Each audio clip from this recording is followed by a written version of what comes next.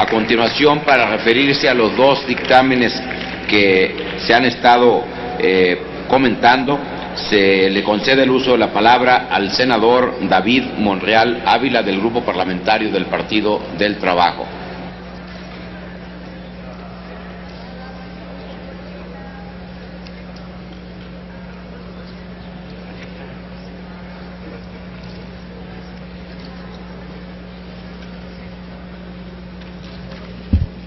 Con el permiso, presidente, quiero expresar mi reconocimiento y mi felicitación a las promoventes por dejar constancia a través de esta iniciativa de la lucha y de la defensa de la mujer. El Estado mexicano forma parte de diversos tratados internacionales en materia de derechos humanos. En este sentido, uno de los compromisos que se han suscrito es el de adecuar las legislaciones federales y locales a fin de que se ajusten a los convenios asignados entre estados. Las conductas de tipo penal denominadas hostigamiento, acoso y maltrato sexual dañan directamente la dignidad de la persona que sufre este tipo de violencia y con ello se vulneran sus derechos humanos. Desde el año 2011, en México se ratificó en la Constitución Federal de los Derechos Humanos y desde entonces se han presentado diversas controversias y reformas en materia a fin de ajustar todas las leyes federales y locales para garantizar el pleno respeto a los derechos humanos de todos los mexicanos. En este sentido, proteger la dignidad de las personas debe de ser uno de los principales objetivos de toda legislación.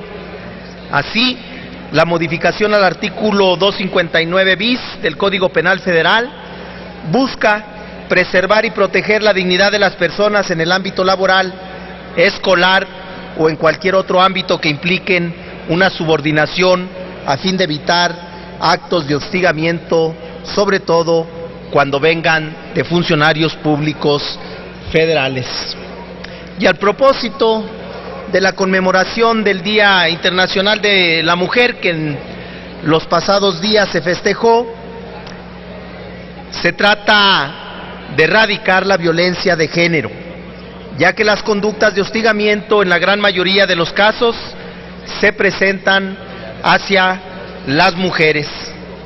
Como acertadamente lo señala la iniciativa con proyecto de decreto, la del artículo 149, presentada por diversas senadoras, en nuestro país 7 de cada 10 mujeres sufren acoso laboral y o sexual. El 60% decide renunciar, mientras que el 25% son despedidas. Por otra parte, de acuerdo con estadísticas del Instituto Nacional de las Mujeres y la Secretaría de la Función Pública, en 258 dependencias gubernamentales se dieron 26,000 casos de acoso sexual y solo 8,000 fueron denunciados. Lamentablemente, estos datos no son más que un reflejo de la poca importancia que se le da al derecho de trabajo, así como a la labor en la que diariamente se desenvuelven millones de mexicanas. A pesar de que este derecho está plenamente garantizado tanto en la Constitución Política de los Estados Unidos Mexicanos como en la Ley Federal de Trabajo, en su artículo 5 y 2 respectivamente, y por supuesto, todo trabajo merece respeto y dignidad para quien lo ejerce, independientemente de su edad, género, situación económica o ramo al que se dedique. Sin embargo, hoy en día muchas trabajadoras están siendo víctimas de acoso laboral dentro de sus centros de trabajo y lógicamente se producen graves consecuencias para quienes sufren de este abuso, ya sean físicas, psicológicas, económicas y o de salud. El acoso laboral es un tema que dentro del país ha sido muy poco o casi nada estudiado, aun y cuando por décadas el machismo y el abuso del poder por parte del superior jerárquico ha sido una constante en la vida laboral de millones de mexicanas. Por tal razón, es de aplaudir el presente dictamen, ya que con este se podrá, en la medida de lo posible, inhibir este tipo de conductas en los lugares de trabajo donde se desempeñan las mexicanas. En un marco comparativo a nivel internacional, el acoso laboral es un fenómeno que ha ido en aumento. No solo ha crecido en el país, sino que estas conductas ilegales han aumentado en todo el mundo. En consecuencia, no es casualidad que países como España, Suecia, Colombia, entre otros, ya se hayan dado a la tarea a crear una legislación en materia laboral que proteja a sus trabajadoras del acoso, por lo que esta modificación al Código Penal Federal colocará a México a la altura de los estándares internacionales. Sin embargo, para que ello se deberá crear, implementar y respetar los instrumentos necesarios para que las denuncias presentadas por el delito de acoso laboral sean efectivamente perseguidas y castigadas, evitando con ello que suceda lo común.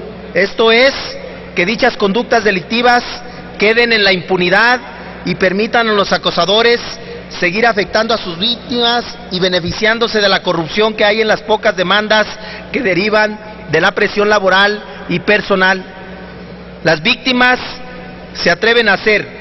Por tal motivo, es necesario tomar cartas en el asunto, valorar seriamente y regular cada vez con sanciones más enérgicas el acoso laboral, pues la trascendencia de este conflicto ya es un problema de seguridad social. Por ello, estoy a favor de este proyecto de decreto y coincido absolutamente con las senadoras proponentes en que es necesaria la elaboración urgente de una reforma a la legislación penal federal. Estoy totalmente a favor de generar los mecanismos de defensa necesarios para evitar daños y preservar la dignidad e integridad de quienes son víctimas. No nos hagamos partícipes de este abuso. No podemos permitir que este tipo de actos ilícitos, sin regulación suficiente, definan la estructura social de la nación, más aún que sigan dañando el tejido social. Es cuanto, señor presidente, y estamos a favor del dictamen. Felicidades a las proponentes. Gracias, senador David Monreal.